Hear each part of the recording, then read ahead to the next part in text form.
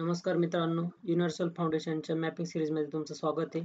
तर आपल्याला आता सेंट्रल अमेरिकेच्या ज्या कंट्री आहेत त्या बघायच्या आहे.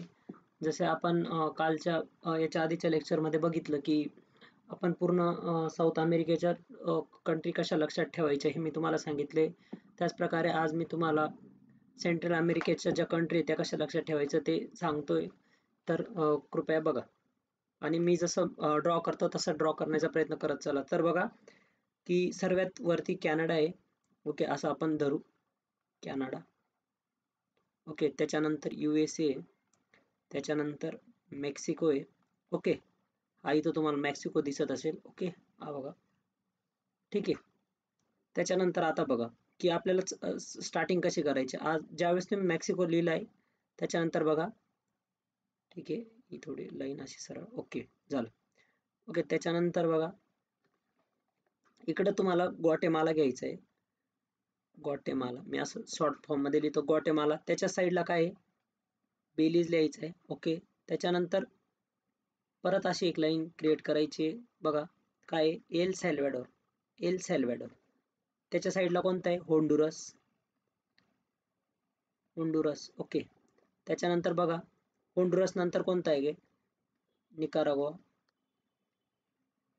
ओके, त्याच्यानंतर बघा कोणता आहे, कोस्टारिका. कोस्टारिका आणि लास्टला बघा पनामा. तर एवढे सगळे मित्रांनो सेंट्रल अमेरिकन कंट्रीज आहेत. बघा एक वेळेस तुम्हाला मी परत सांगतो की स्टार्टिंग आपण कॅनडापासून केली, त्याच्यानंतर USA होता, नंतर मेक्सिको घेतला, नंतर हा ग्वाटेमाला घेतला, त्याच्यानंतर बेलीज घेतला, नंतर एल सॅल्व्हाडोर घेतला, होंडुरस, निकारागुआ, कोस्टारिका आणि पनामा. बघा मी परत तुम्हाला इकडे दाखवतो कसं आहे. बघा सर्वात स्टार्टिंग तुमची कुठून झाली होती, कॅनडापासून, त्याच्यानंतर USA होता, त्याच्यानंतर हा मेक्सिको इथं.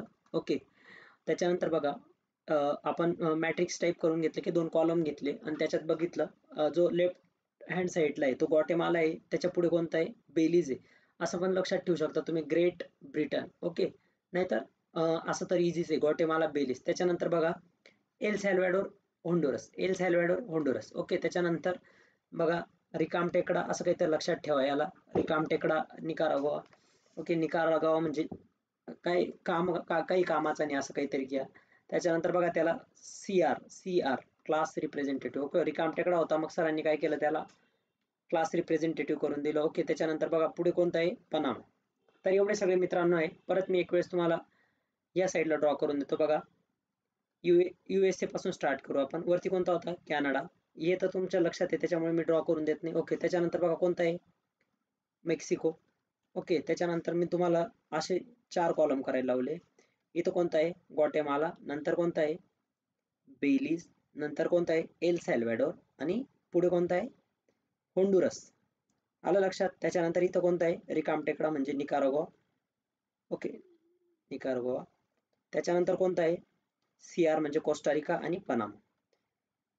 ओके, तर मित्रांनो एवढं सोपं आहे की तुम्ही पूर्ण मॅपिंग कशी लक्षात ठेवू शकता. तर मी बघा सर्वात आधी नॉर्थ अमेरिका घेतलाय, त्याच्यानंतर याच्या आधीच्या लेक्चरमध्ये मी तो साऊथ अमेरिका म्हणजे दक्षिण अमेरिका घेतला आणि आज सेंट्रल अमेरिका.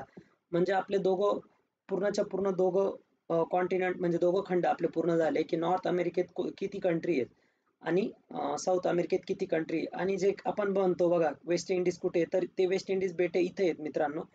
हे बघा इथं तुम्हाला जमैका दिसत असेल, म्हणजे कॅरिबियन सीच्या रिलेटेड जेवढे पण आहे कॅरिबियन आयलँड ते मिळून सगळं तुमचं वेस्ट इंडिज तयार होत असतो. ओके, आपण कधी दुसऱ्या एखाद्या लेक्चरमध्ये ते कोणकोणते कंट्रीज आहेत ते घेऊ. तर मित्रांनो असेच तुम्ही सगळे कंट्रीज, त्याच्यानंतर नदी प्रणाली, ओके, त्याच्यानंतर पर्वतरांगा, त्याच्यानंतर पठारे, ओके, या सगळ्या गोष्टी तुम्ही माझ्या पद्धतीने मला जेवढं सोपं करून सांगता येईल ते करण्याचा प्रयत्न करत असतो. तर तुम्ही या गोष्टी तुम्हाला आवडत असतील तर लाईक, शेअर आणि सबस्क्राईब नक्की करा. तुमच्या मित्रांना पाठवा, त्यांना पण समजू द्या. ओके, धन्यवाद.